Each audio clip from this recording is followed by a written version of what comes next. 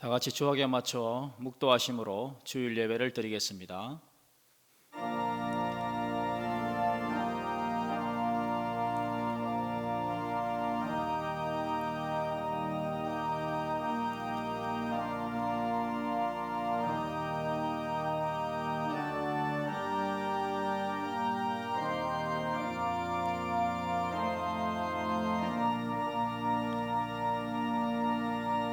신앙 고백합니다.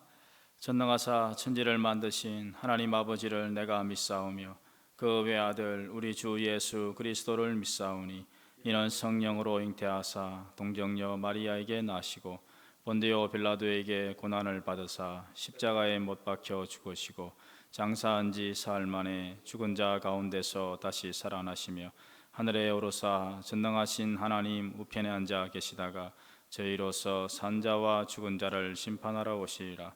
성령을 믿사오며 거룩한 공예와 성도가 서로 교통하는 것과 죄를 사하여 주시는 것과 몸이 다시 사는 것과 영원히 사는 것을 믿사옵나이다. 아멘. 509장 찬송하겠습니다.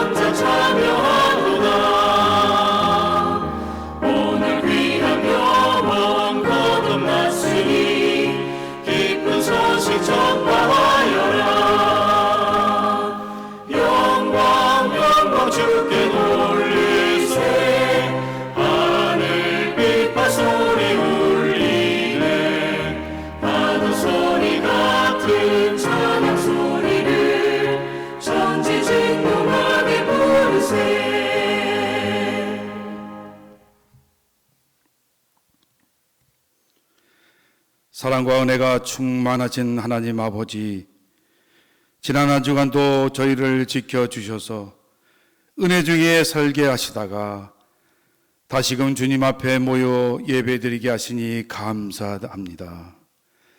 비록 저희가 드리는 예배가 TV 앞이나 컴퓨터 화면 앞일지라도 우리의 예배가 신령과 진정으로 드려지는 영적인 제사가 되도록 인도하여 주시옵소서.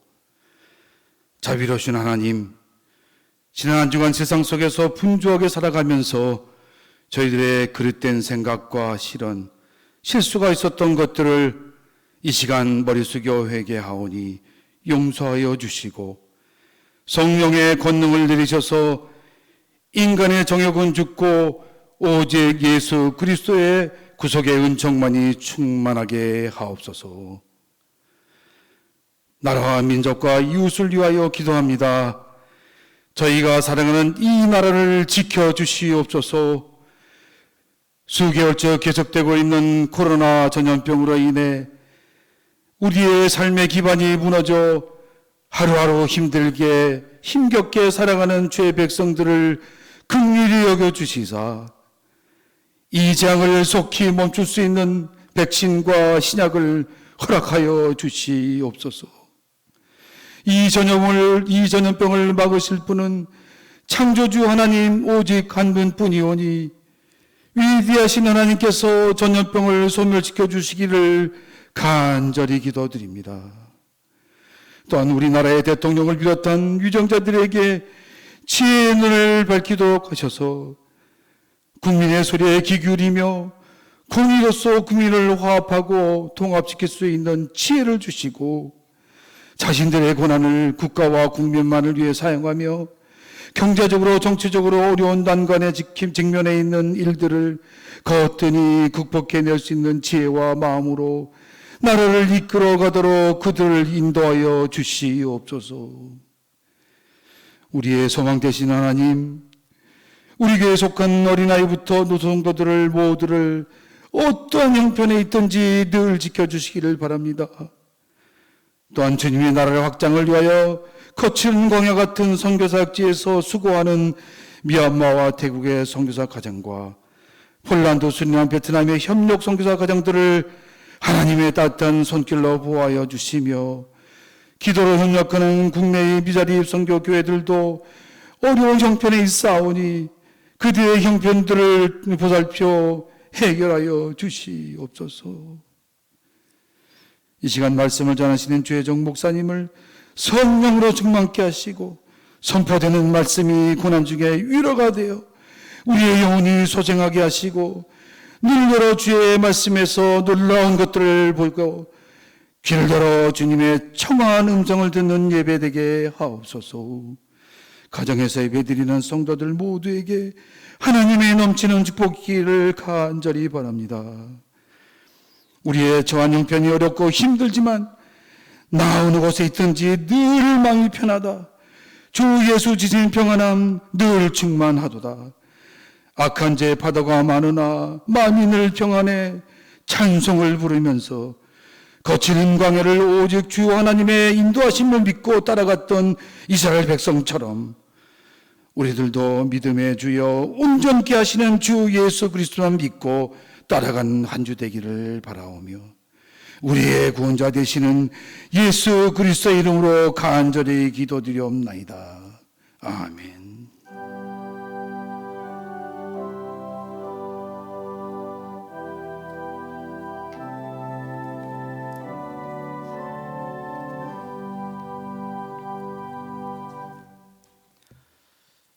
하나님 말씀 마가복음 1장 14절로 15절입니다.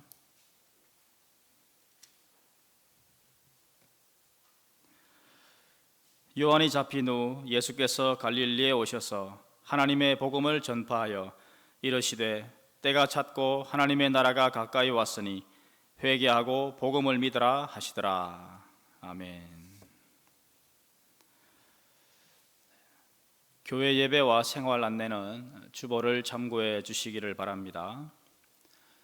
오늘은 우리 교단 총회가 정한 2단 경계 주일로 지키며 바른 말씀과 복음 위에 견고하고 온전히 거하는 교회 되기를 바랍니다. 온 주교와 청장년 교우들이 온라인으로 각 부의 모든 시간에 적극적으로 참여하셔서 오늘 상황 중에도 풍성한 은혜를 경험하시기를 바랍니다. 주일 오후 예배는 두 가지 중 한 가지로 드릴 수 있는데요. 첫째는 가정에서 사회자의 인도로 주보 가이드를 따라 드릴 수 있고요. 둘째로는 주일 3부 온라인 예배에 참여하시는데 오후 2시경에 보내드리는 문자를 따라서 실시간 온라인 오후 예배에 참여하시기를 바랍니다. 그 외 소식은 주보를 참고해 주시고요. 이 시간 온라인으로 드린 헌금을 하는 시간입니다. 봉헌하시겠습니다.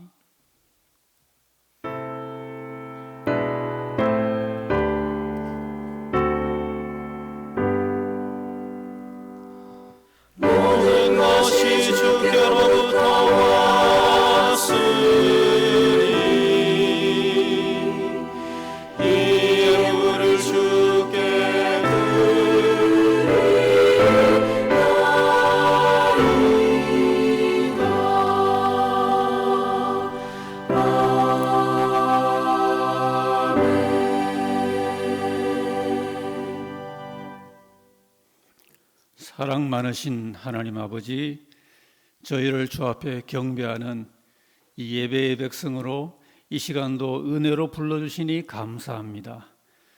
주 앞에 경배하는 이 시간, 봉헌의 시간이 가장 귀한 줄 알고 마음과 믿음과 정성으로 예비한 믿음의 물질로 주님의 이름 앞에 만왕의 왕이신 주님의 그 보좌를 바라보며 봉헌하는 우리 온 성도들의 헌물을 받으시고 우리 하나님의 축복의 손을 높이 들어 흠양하시며 복을 내려 주옵소서.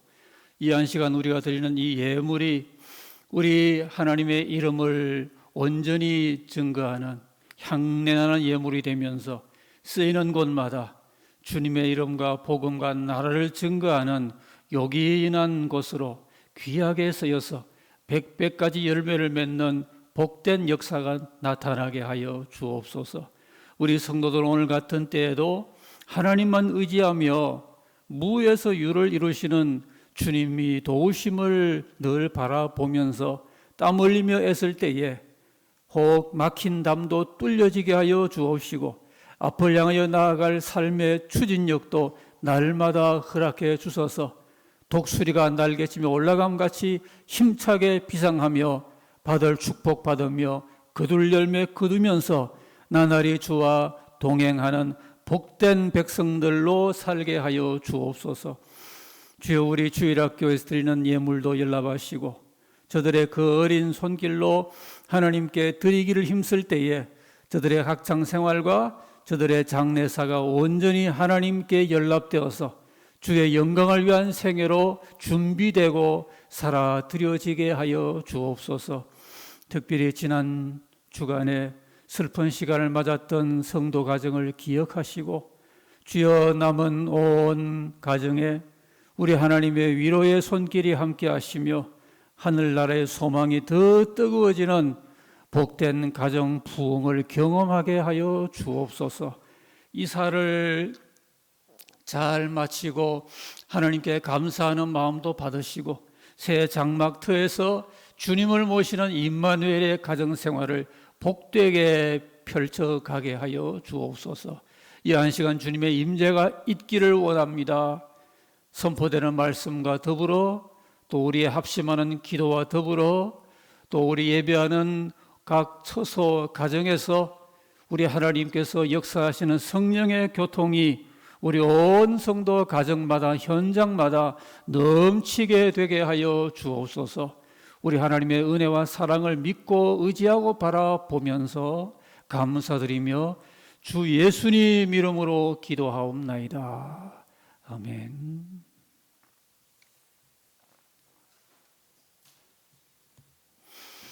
할렐루야. 오늘도 우리 온라인 상황이지만 하나님께 예배하면서 우리 하나님께서 예배 순서와 더불어 또 선포되는 말씀을 함께 나눔과 함께 우리에게 성령님의 역사하심이 있고 주의 임재하시는 신령한 복이 나타날 줄 믿으면서 우리 각 가정에서도 우리 하나님을 믿음의 눈으로 앙망하시며 하나님의 은혜를 기다리시며 영적으로 무장하시는 은혜가 있기를 간절히 바라겠습니다. 오늘은 하나님 나라의 복음이라는 본문 짧은 2절 안에서 제목을 갖고서 이 가운데 우리가 마음에 새길 말씀과 주실 은혜를 바라보기를 원합니다. 오늘 본문은 우리 교회 선교관 그 위쪽에 오래전부터 성구로 그렇게 현수막 같이 걸어 놓았던 그런 본문의 말씀입니다. 이 짧은 2절 메시지 안에 모든 시대를 살아가는 사람들을 향한 하나님의 복된 구원의 말씀, 복음이 요약되고 담겨 있는 아주 귀중한 본문입니다. 오늘 14절 말씀을 보시면 요한이 잡힌 후에 주 예수께서 갈릴리에 오셔서 하나님의 복음을 전파하셨다라고 했습니다. 여기에 중요한 것은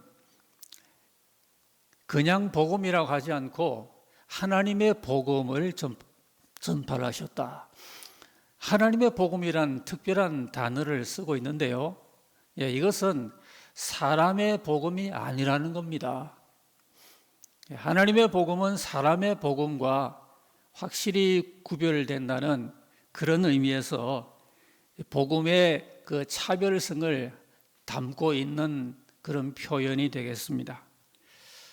오늘은 우리 총회가 정한 이단 경계 주일인데요. 여러분, 이단이라는 것이 무엇입니까? 이단이란 결국 다른 복음을 말하는 종파를 말합니다. 어떤 형태의 종교적인 제도를 또는 관습을 가지느냐, 그 이전에 복음 자체가 같지 않다는 것이죠. 갈라디아서 1장 6절로 8절에 사도가 이렇게 기록을 하고 있습니다. 그리스도의 은혜로 너희를 부르신 이를 이같이 속히 떠나 다른 복음을 따르는 것을 내가 이상히 여기노라. 다른 복음은 없나니 다만 어떤 사람들이 너희를 교란하여 그리스도의 복음을 변하게 하려 함이라. 그러나 우리나 혹 하늘로부터 온 천사라도 우리가 너희에게 전한 복음 외에 다른 복음을 전하면 저주를 받을지어다. 갈라디아 교회에 바울 사도가 경계의 말씀으로 주신 말씀이에요. 여기에 다른 복음이란 말을 사용하는데, 여기 다르다고 하는 말은 성경에 두 단어가 주로 쓰입니다. 단지 구별하기 위한 그런 다른이라는 의미도 있고요. 그런데 이 다른 복음이란 말에 다른이란 말은 종류의 성질이 다르다는 말입니다. 그러니까 내용의 그 본질이 이질적이라는 전혀 그 본래에 가지고 있던 그 특성이 다르다는 거예요. 오늘 이 땅에도 이단들은 자기들의 그 목적을 위해서 공공연히 복음을 변질을 시키고 있습니다. 그렇다면은 오늘 정통 안에서 하나님을 믿고 있는 우리에게는 과연 복음이 잘 심화되고 발전하고 있는지 우리 자신을 또한 겸허히 돌아보는 또 그렇게 하는 말씀이기도 합니다. 결국 이단과 정통이란 것은요, 밖으로 드러난 어떠한 선악간의 그 행태 이전에 바른 복음이냐 다른 복음이냐, 여기에서부터 아주 기본적인 출발점의 차이를 보이는 것입니다. 특별히 사도 바울은 다른 복음을 전하면 저주를 받는다고까지 말을 하고 있지 않습니까? 단순히 믿는 그 믿음의 교리 체계가 좀 다르다, 거기서 끝나는 게 아니고 잘 믿으면은, 바른 복음 위에서 믿으면은 하나님의 복을 받고요. 잘못 믿는다든지 혹은 그 이전에 다른 복음을 잘 분별을 못하여 그렇게 다르게 믿는다든지 그렇게 되면은 그런 믿음의 결과는 오히려 복이 안 되고 저주가 된다는 것을 사도가 가르치고 있는 것이죠. 복음이란 것은 복된 소식인데요, 그 안에 복과 저주가 함께 제시되고 있다는 점입니다.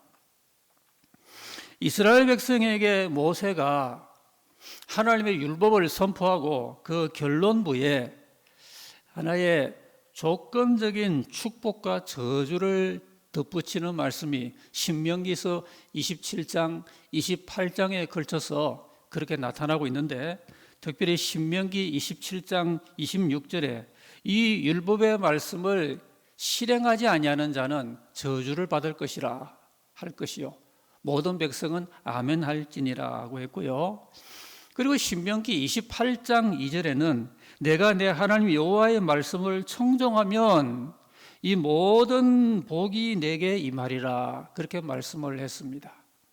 그러니까 여기서 이스라엘 백성에게 선포된 그 같은 율법에 대하여 어떤 반응을 보이느냐에 따라서 그것이 저주가 될 수가 있고 그것이 축복이 될 수가 있다고 하는 그런 양면성을 이 율법이 함께 내포하고 있다는 말씀입니다. 여러분, 구약의 율법을 잘 지켜도 이렇게 복을 받는데 십자가의 그 보혈로 보정된 새 언약의 말씀을 그것을 잘 지키면 얼마나 복을 받겠습니까? 구약의 율법을 지키지 아니해도 이렇게 저주가 임한다고 했는데 새 언약의 십자가의 그 보혈로 보정된 주님의 신약의 그 복음을 잘 지키지 못하면 또 얼마나 저주가 되겠습니까? 구약 이스라엘이 하나님의 율법을 지키지 아니할 때에 주어지는 경고로서 신명기 28장 46절에 이 모든 저주가 너와 내 자손에게 영원히 있어서 표징과 훈계가 되리라, 그런 경계의 말씀으로 신명기서가 결론부로 나아가는데요. 오늘 참 이렇게 힘든 가운데 우리가 살아가면서 나는 주님의 말씀을, 주님의 복음을 나 자신과 주위에 복되게 믿고 있는가? 아니면 혹시 그 반대되게 믿고 있는 가운데 바람직하지 못한 그런 삶의 어려움을 그렇게 겪고 있는 이런 모든 모습들이 없는지도 함께 생각을 하면서 우리가 기왕 하나님을 믿고 우리 믿음의 그 근거로서 복음을 우리 마음에 새기고 믿을진데 복되게 믿고 바르게 믿고 결단코 우리와 우리 주위에 하나님의 진노하심이나 하나님의 저주하심이 그렇게 주어지지 않도록 잘 믿는 믿음의 본을 나타내며 그렇게 달려갈 필요가 있겠습니다. 오늘 이 주어진 두 절의 복음의 말씀이 우리에게 참 복음이 무엇인가라는 것을 마음에 아주 또렷이 새길 수 있도록 그 짧은 두 절 안에 필요한 모든 우리 기독교 복음의 진리의 핵심을 다 담고 있는 압축된 본문이다, 그렇게 볼 수가 있는데요. 먼저 우리는 복음이 과연 무엇인가 하는 것을 다시 한번 그렇게 새겨보기를 원합니다. 오늘 본문이 두 절인데 그 두 절을 보면은 앞절은 복음에 대한 배경을 담고 있고요. 이제 그 뒷절은 그 안에 네 마디가 담겨 있습니다. 그런데 그 뒷절 안에도 앞에 복음이 담겨 있고 뒤에는 그러면 그 복음에 대하여 내가 어떻게 반응할까? 어떻게 믿는 것이 그 복음에 합당하게 잘 받아들이는 것이 되는가 하는 이 우리의 적용하는 자세를 말씀을 하고 있습니다. 먼저 15절 말씀이 우리 주님이 선포하신 오리지널 복음입니다. 이르시되 때가 찼고 하나님의 나라가 가까이 왔으니 회개하고 복음을 믿으라. 저기 네 마디가 포함된 절이죠. 때가 찼다는 것과 하나님 나라가 가까이 왔다는 것, 그리고 회개할 것, 그 다음에 복음을 믿을 것, 이 네 마디가 한 절을 이루고 있는데요. 저 앞에 있는 두 마디는 그 복음 자체가 무엇인가라는 걸 담고 있고 뒤에는 그 복음 앞에 그럼 어떻게 해야 될까? 어떻게 살아야 될까? 그 문제를 함께 담고 있는 것입니다. 자, 주님이 우리에게 입을 열어 주님의 사역 가운데 최초로 그렇게 선포하신 복음이란 과연 무엇인가요? 때가 찼고라는 표현에서 출발이 되고 있습니다. 여기에 찼다는 표현은 가득히 찼다라는 그런 의미를 담고 있는 말인데 완료형이에요. 그러니까 주님이 지금 말씀하신 그때에 이미 때가 찼다는 의미를 주님은 말씀하시고 있습니다. 이것이 바로 주님의 인식입니다. 주님 앞에서는 하루가 천년 같고 천년이 하루 같은데 이런 주님께 우리는 어떠한 오늘의 삶을 살아가는가? 그런 주님 앞에 우리는 때가 이미 가득 찬 시간을 살고 있다는 점을 아는 것이 참 중요합니다. 왜냐하면 주님의 시각이 바로 하루가 천년, 천년이 하루 같다는 그 사실이 우리에게 오늘 말씀 가운데 주어지거든요. 그래서 베드로후서 3장 8절로 9절 말씀에 사랑하는 자들아 주께는 하루가 천년 같고 천년이 하루 같다는 이 한 가지를 잊지 말라. 오직 주께서는 그 주의 약속이 어떤 이들의 더디다고 생각하는 같이 더딘 것이 아니고 주께서는 너희를 위하여 오래 참으사 아무도 멸망하지 않고 회개에 이르기를 원하시느니라 그랬습니다. 주님 앞에서는 때가 이렇게 이미 찼고요. 우리도 그런 주님 앞에 때가 찬 시간을 살고 있는데 주님은 우리에게 회개하기를 기다리는 그런 시간인 줄도 모르고 주님의 날이 언제 오나 이런 생각 가운데 살아간다면 참 안타깝지 않을 수가 없습니다. 2000년 전 주님에 의하여 이미 이 때에 관한 선포가 이루어졌기 때문에 우리는 더 왈가왈부할 아무 이유가 없습니다. 이미 주님의 그때, 주님의 초림의 때에 때가 온전히 차서 이제는 우리를 향한 주님의 그 부르심과 우리가 참으로 신실하게 아주 온전히 주님의 부르심에 호응하여 우리가 할 일을 감당하는 이런 일을 서둘러야 되는 때가 오늘 우리가 살고 있는 바로 이 시간이라는 것입니다. 이게 때가 찼다는 의미의 말씀입니다. 그 다음에는 그 나라가 가까웠으니라는 말씀을 주셨습니다. 참 이 역시 굉장히 중요한 복음의 아주 핵심 내용인데요. 가까이 당겨졌다는 의미의 단어인데요. 무엇이 가까이 왔습니까? 하나님의 나라가 가까이 왔다는 거예요.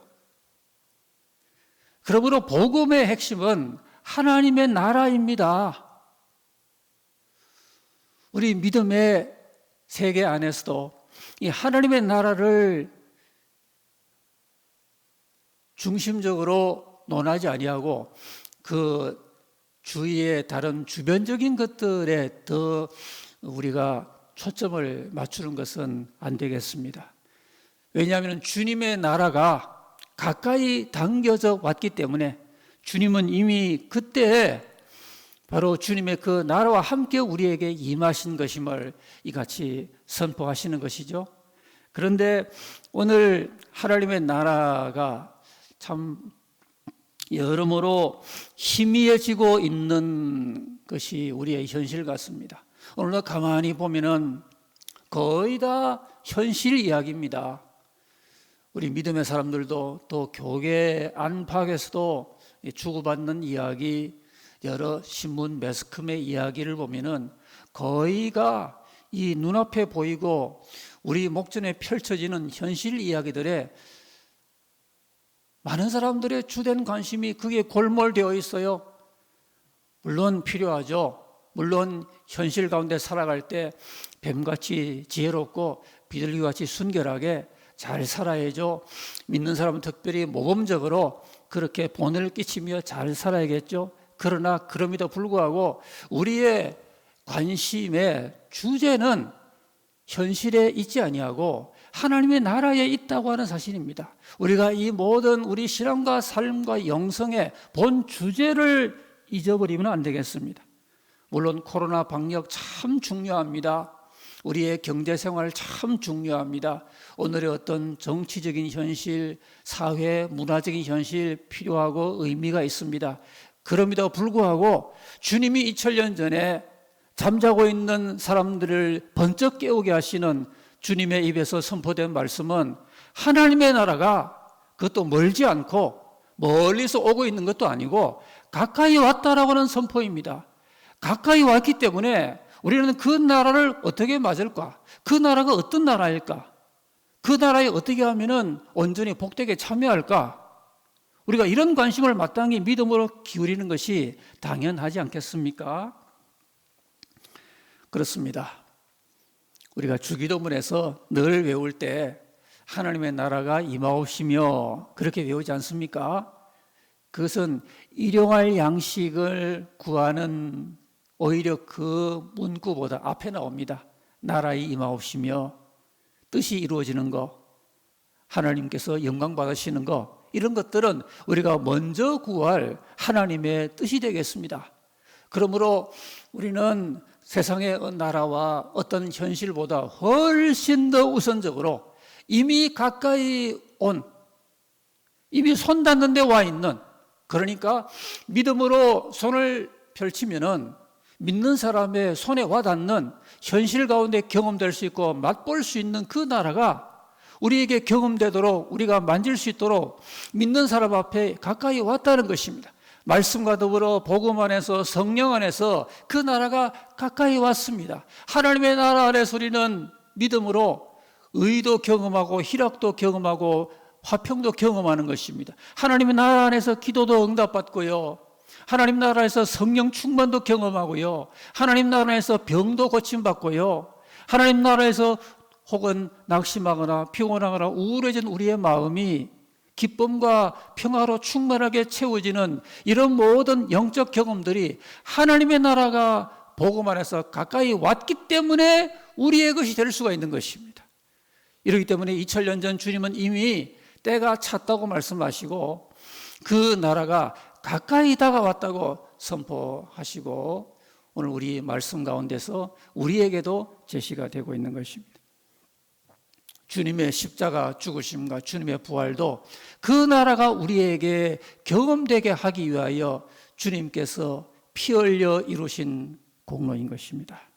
오늘 믿는 우리가 만약에 믿음의 초점을 하나님 나라에 두지 않고 매일같이 내가 경험할 수 있도록 나에게 손에 와닿는 곳으로 그 나라가 임하도록 그렇게 허락하신 우리 하나님의 그 나라를 위주로 하지 아니하고 하나님 나라 그 외의 것에 우리의 주된 관심이 쏠리게 되면은 즉 우리가 믿는 믿음이 하나님 나라의 그 임함을 간과하게 되면은 우리의 신앙은, 우리의 복음은 무력화되고 세속화되고 기복화되는 쪽으로 흐르게 되는 것입니다.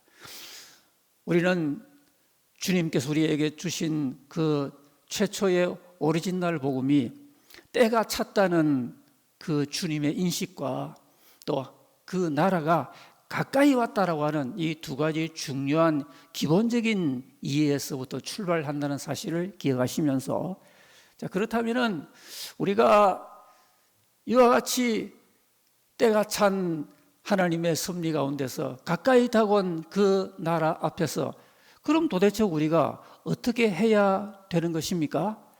그 문제를 같은 절 이 15절 안에서 그 뒤에 두 마디가 우리에게 제시를 해주고 있는데요. 여러분, 빌립보 감옥에서 하나님의 권능 가운데 기적을 체험했던 그 지진의 놀라운 광경을 목도하면서 오히려 바울 사도 앞에 무릎을 꿇으면서 그렇게 떨린 마음으로 구원의 길을 물었던 그 빌립보 간수의 말을 우리는 기억하고 있습니다. 사도행전 16장 3절에 선생들이여 내가 어떻게 하여야 구원을 받으리까? 여러분, 이 말씀은 단순히 지적인 호기심이 아니고요, 평생 하나님도 모르고 하나님의 나라도 들어본 적도 없고 하나님의 그 시간표에서 때가 찼다는 말을 듣지도 못했던 한 감옥의 간수가 비로소 하나님이 살아계신다, 하나님이 복음을 전가하는 자기 종들과 이렇게 함께 하셔서 그렇게 끄떡없던 그 빌립보의 감옥마저 털을 움직이면서 그렇게 오간에 하나님의 종들이 풀려나오는 이런 기적을 목도하고 정말 떨리는 마음으로 자기의 죄인됨을 깨닫게 된 거죠. 그 전에 간수가 언제 내가 죄인이라는 생각을 해본 적이 있었겠습니까? 한 번도 그런 의식조차 갖지 못했던 그였는데 비로소 하나님께 살아계심을 알고는 자기에게 무엇이 필요한 거 아니 은과 금이 필요한 게 아니라 자기에게 부귀가 공명이 필요한 게 아니라 이 세상의 지식과 정보가 필요한 게 아니라 그보다 더 필요한 것은 구원이라는 것을 알게 된 것입니다.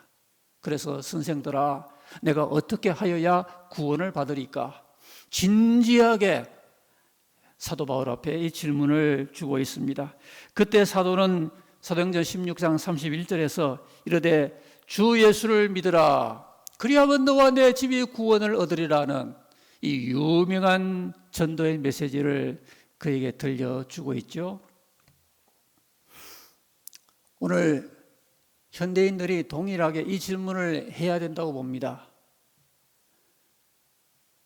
마치 현대 문화와 문명의 산물로 잠정적으로 그렇게 우리에게 편리를 갖다 주고 있는 이 현실상의 모든 그 문명의 이기들에 그렇게 취해서 참으로 필요한 게 있는데 참으로 나에게 필요한 것을 필요하다고 생각지도 못하고 그렇게 덜 필요한 거 또 필요하지만은 이렇게까지 필요하지 않는 그런 것들 가운데서 취해서 참 필요한 것을 구할 마음도 없이 살아가는 많은 현대인들 이 질문을 해야 되지 않겠습니까?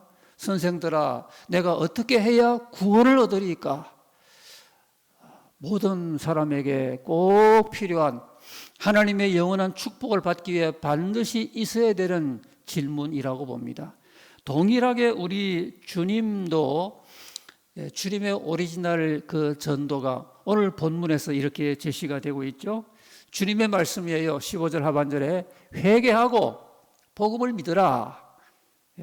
주님께서 이 두 마디의 말씀을 주셨는데 먼저 이 회개하고 그냥 믿으라가 아니라 회개하고라는 말을 반드시 하고 있는데 오늘 이 부분이 많이 간과되고 있습니다. 그 결과 오늘의 우리가 이 모양과 이 현실이 되고 있다고 봅니다. 필요한 걸 간과하면 안 됩니다. 모든 것은 그게 반드시 필요한 전제가 있고요. 과정이 있습니다. 그 전제와 과정을 뛰어넘고 내 식으로 그렇게 가는 것은 본래 성경에 주어진 그 오리지널이라 볼 수 없고 인위적인 것이고 사람이 가공한 것이 되겠죠. 주님은 우리에게 회개하고 믿으라고 말씀하시거든요. 우리는 생각할 때 아니 그냥 믿으면 되지 않는가? 그냥 믿습니다로 나아가면 되지. 왜 이 과정이 필요한가? 그런 생각을 하는 경우도 없지는 않습니다. 그러나 우리가 필수 전제와 과정을 거치지 않으면은 우리가 그렇게 하나님 앞에 바라는 온전한 영적 축복은 얻을 수가 없다는 점을 생각할 때 우리가 다시 한번 이 신앙의 첫 단추가 어떤 것인지를 오늘 주님의 이 대목에서 생각을 할 필요가 있겠습니다. 회개하고 복음을 믿자. 만약에 우리에게 이 첫 번째 전제의 단계가 충분치 않고 결여되어 있다면은 우리는 첫 단추를 다시 끼우는 작업도 해야 할 것입니다. 회개가 무엇입니까? 우리가 진리를 믿는 그 믿음을 온전히 삶 가운데 이루어가기 위하여 마땅히 취할 그 마음과 자세의 방향 전환을 가리키는 것입니다. 하나님을 향하여, 진리를 향하여, 의를 향하여 우리의 마음과 방향이 확고하게 전환되어야 되는 것입니다. 하나님 앞으로 180도 우리의 삶과 마음의 방향이 확실하게 전환되어야 되는 것입니다. 이것이 전환되지 아니하고 믿습니다로 나가려 할 경우에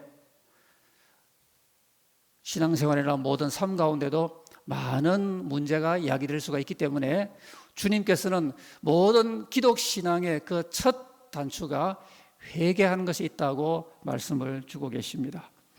그것은 우리가 보다 순결한 마음으로 하나님의 복음이 순결한 복음이기 때문에 그 복음을 순결하게 믿고 삶 가운데 열매를 제대로 맺게 하기 위하여는 회개와 더불어 믿음이 출발되어야 한다는 점을 말씀하시는 것이죠. 여러분, 불화수소란 물질을 우리들이 근래 알게 되었습니다.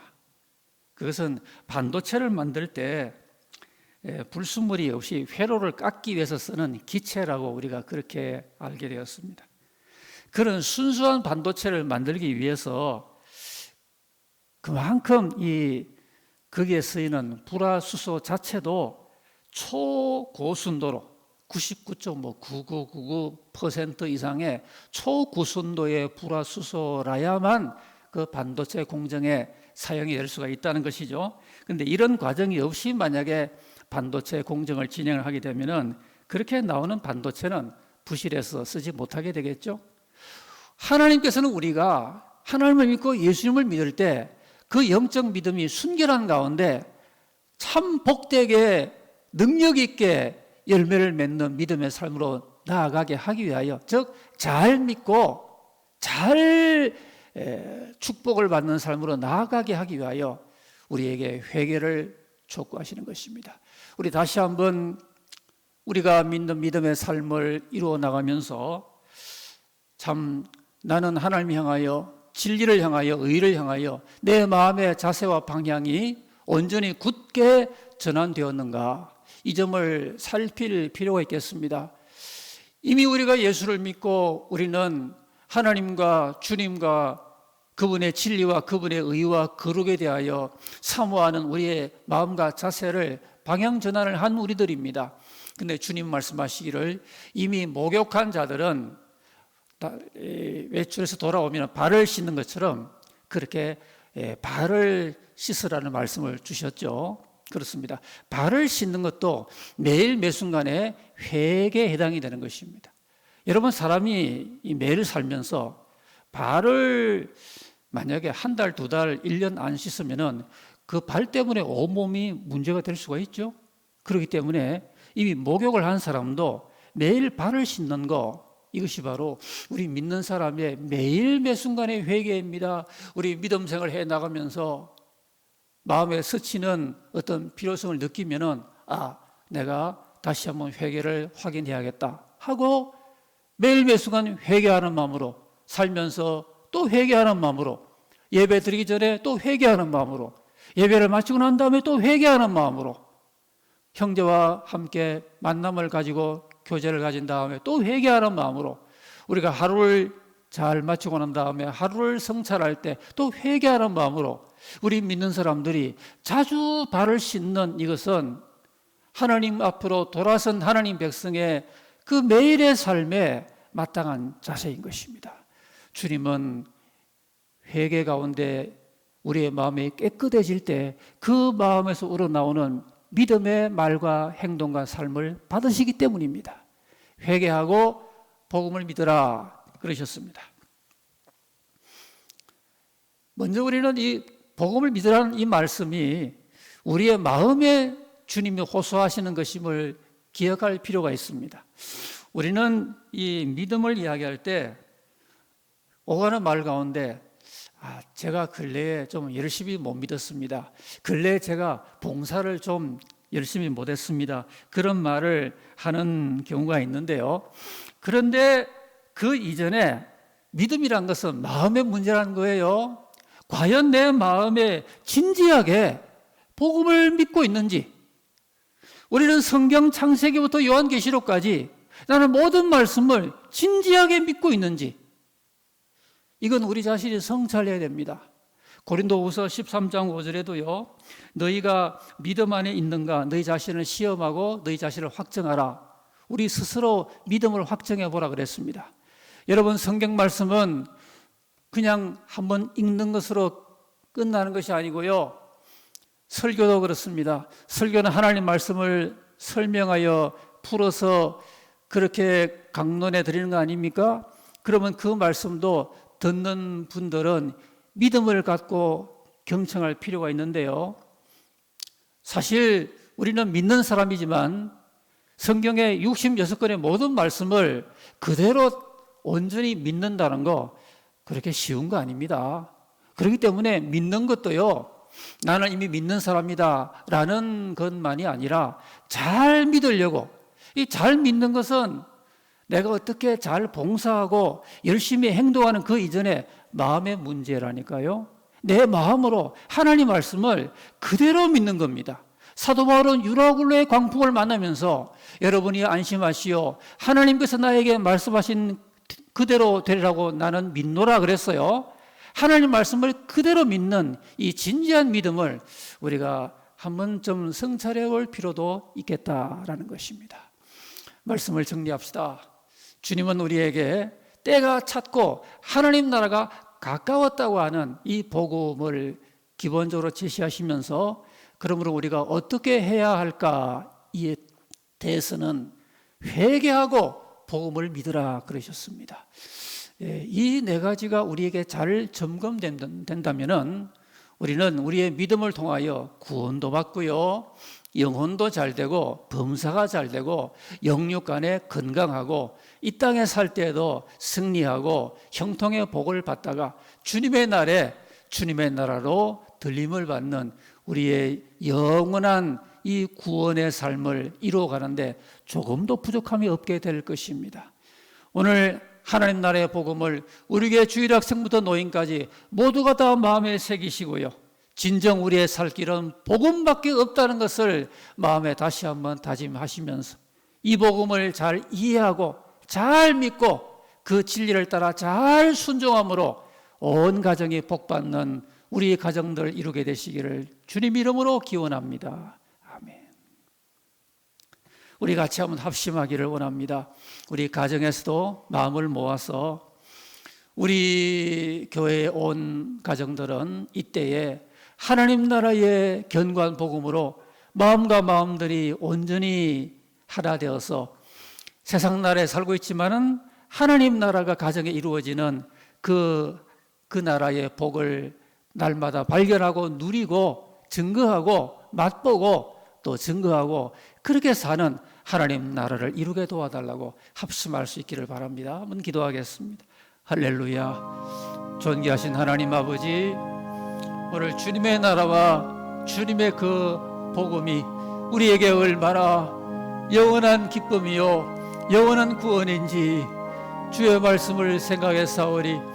주여, 우리 교회 온 주일학교부터 노인까지 우리 하나님의 이 복음을 마음에 온전히 잘 받아들이며 그 믿음 가운데 열매 맺는 삶을 살게 하여 주옵소서. 전능하신 아버지여, 우리가 이 복음 위에 우리의 믿음과 삶을 온전히 세워나가기를 원합니다.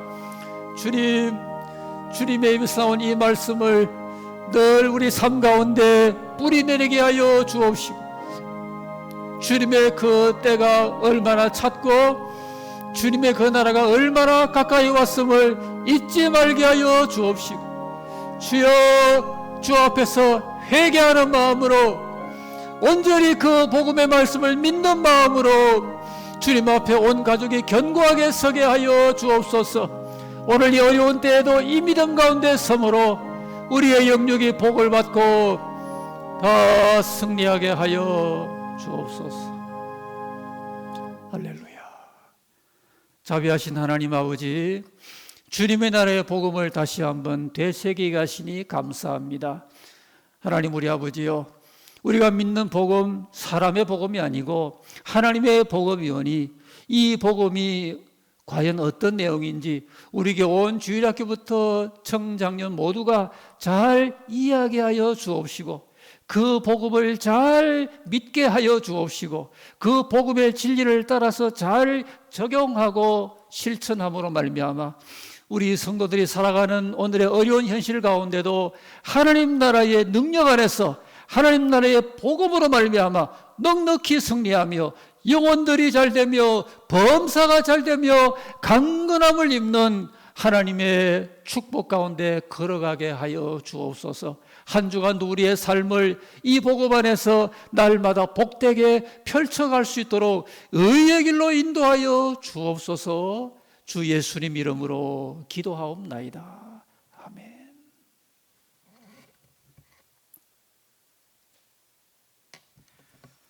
(520장) 찬송합니다.